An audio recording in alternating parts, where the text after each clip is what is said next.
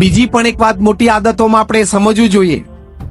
અમારા વડીલ સંત પરમ પૂજ્ય ડોક્ટર સ્વામી ઘણી વખત વાત કરે છે કે સમાજમાં આપણે રહીએ છીએ તો સ્ત્રી પુરુષ સંબંધ સંબંધી પણ મર્યાદાઓ આપણે જાણવી જોઈએ અને આચરવી જોઈએ. ગમે તેટલો ફ્રી જમાનો હોય, ગમે તેટલો મોડર્ન જમાનો હોય, પણ સ્ત્રી પુરુષે બોલવા ચાલવામાં, ઉઠવા બેસવામાં મર્યાદા રાખવી જોઈએ. એમાં આપણો આ કચ્છ પ્રદેશ છે તો મર્યાદાનો પ્રદેશ કહેવાય ને, સંસ્કારનો પ્રદેશ છે ને. આપણને એ જોવા મળે છે આ બધી વાતો. જો એમાં ક્યાંય પણ ભૂલ કરી તો આ મી ટુ મુવમેન્ટ તો ચાલુ જ થઈ ગયું છે. હું તો પ્રેક્ટિકલ અને સાચી વાત કરું છું.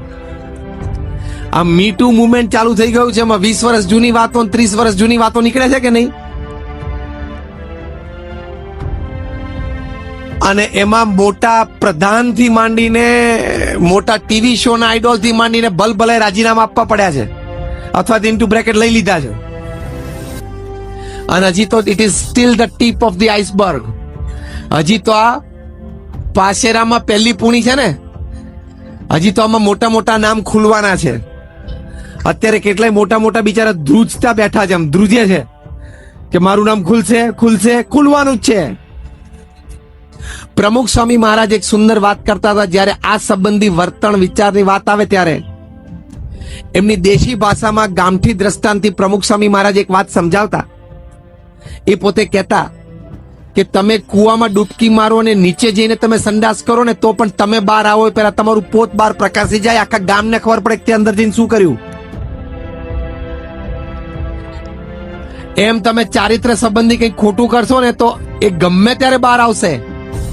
કારણ કે the world is round and it has no corners, so it doesn't have any point to store your wrongdoings. અંગ્રેજીમાં કહેવત છે કે પૃથ્વી ગોળ છે, પૃથ્વીને કોઈ ખૂણો નથી, એટલે તમારું ખોટું સાચવી રાખવાની એની પાસે કોઈ જગ્યા નથી. અને છાસ ને વલો ને એટલે માખણ બહાર આવે કે નહીં, એમ પૃથ્વી ફરે છે ને એટલે બધાનું બહાર આવશે. ખોટું છે ને બધું બહાર આવશે. અને તમે સાચું કામ કર્યું હશે, સારું કામ કર્યું હશે તો એ પણ બહાર આવશે અને સમાજ તમારી એ પણ કદર કરશે, એની ના નથી. પણ આ વર્તન સંબંધી વાત, એમાં તમારે તમારી મર્યાદા જાણવી જ જોઈએ. સ્વામિનારાયણ સંપ્રદાયમાં તો મર્યાદા બહુ જ કડક છે. અન્ય સંપ્રદાયોમાં પણ છે, કારણ કે આ શાસ્ત્ર કથિત છે. ત્યાગીઓ માટે અષ્ટ પ્રકારે ધન અને સ્ત્રીનો ત્યાગ રાખવો એ સાધુનો ધર્મ છે. અને ગ્રસ્ત આશ્રમ માટે પણ મર્યાદા લખી છે, એક સ્ત્રી સદા બ્રહ્મચારી. જે સ્ત્રી સાથે તમારે સંબંધ એટલે કે તમારા પત્ની હોય એ સિવાયની તમામ સ્ત્રીઓ પૃથ્વી પર એના ઉંમર પ્રમાણે કાં તો તમારી દીકરી છે, કાં તો તમારી બેન છે, ને કાં તો તમારી માતા છે. એમ સમજીને જ એની સાથે વાતચીતનો વ્યવહાર થાય. એ મર્યાદા જો તમે ચૂકો, if you don't know that limit, then there will be no limit to your problems.